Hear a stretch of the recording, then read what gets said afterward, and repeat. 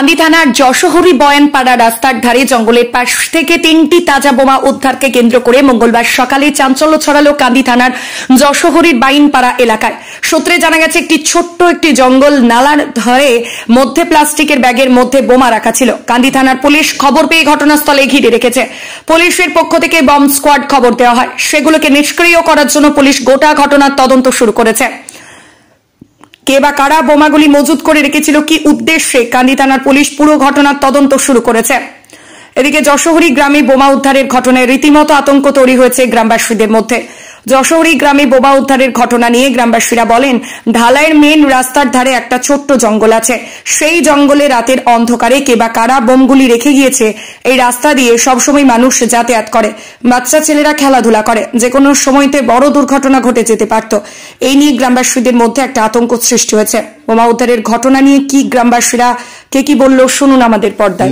বাড়ির পাশেই বোমা পাওয়া গেছে, কতটা আতঙ্কের মধ্যে আছেন আপনারা? বাচ্চারা ঘুরে এখানে ভয়ের মধ্যে তো আছে, মানুষ এমন জায়গায় বোমটা রেখে গিয়েছে বোলার মধ্যে বলার নাই, মানে বাড়ির পাশে বোম, তো মানুষ সবাই আতঙ্কের মধ্যে আছে যে একটা বোম ফেটে গেলে বিপদ কতটা ভয়জনক আছে এখানে।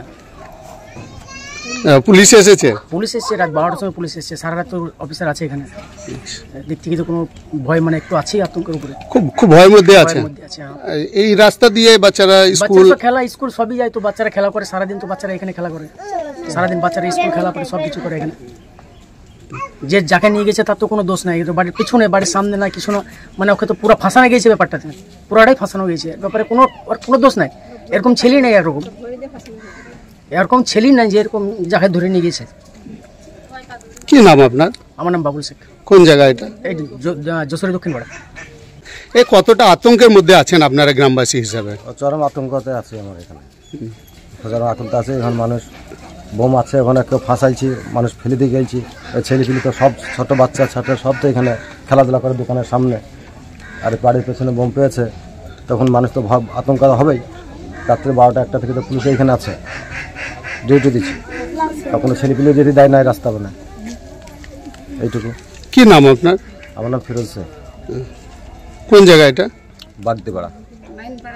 মরদ স্বামী, আমার স্বামী কিছুই জানে না। আমরা নিরহল, আমরা গরিব মানুষ, আমরা কিছুই জানি না কে কি করেছে। স্যার আমার এই কথা কোনোদিনই পারব না। আমার মরদকে রাত 1টার সময় পুলিশে তুলে নিয়ে যাইছি। আমরা কি জানি, আমরা ঘুমিয়ে আছি স্যার, আমরা কিছু জানি না। আমরা ছেলে পেলে শুয়ে আছি, আপনারা ওরা হঠাৎ করে এসে ঢুকে পড়েছে। মেয়ে ছেলে কি করে জানবি, তো স্যার ওরা তুলে নিয়ে চলে যান। আমাদের মা এই যে আপনার বাড়ির পিছনে বোমা পাওয়া গেছে, কতটা আতঙ্কের মধ্যে আছেন?